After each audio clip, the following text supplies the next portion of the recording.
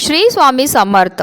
6 February मंगळवारी आहे षट्टिला एकादशी आणि षट्टिला एकादशीच्या दिवशी आपल्याला गुपचूप इथे ठेवायची 2 तुळशीची पानं, ज्यामुळे आपल्या जीवनामध्ये असणारं सर्व कर्ज, सर्व अडचणी, सर्व संकट, सर्व दोष तर नष्ट होणारच आहेत, पण त्याचबरोबर पैशाची आपल्याला कधीही कमतरता पडणार नाही आहे. त्याकरता आपल्याला काय करायचं, षट्टिला एकादशीच्या दिवशी लवकर उठून स्नान करायचे, श्री हरिविष्णूंची विधिविधानपूर्वक पूजा करायची आणि त्यांना जो आपण नैवेद्य अर्पण करणार आहेत त्यावर आवर्जून आपल्याला तुळशीची 2 पानं ठेवायची. फक्त ती पानं ठेवताना त्याच्यावर एक हळदीचा टिपका आपल्याला लावायचा आहे आणि ती पानं जी आहे आपल्याला श्री हरिविष्णूंचं नाव घेऊन जी आहे त्या नैवेद्यावर अर्पण करायची आहे. हळद लावल्यामुळे आपल्या जीवनामध्ये असणारं जे दारिद्र्य आहेत, आर्थिक समस्या आहेत, त्या नष्ट होतात आणि आपला गुरुग्रह देखील मजबूत होतो आणि श्री विष्णूंच्या कृपेने आपल्या जीवनामध्ये भरभराट होते. श्री स्वामी समर्थ.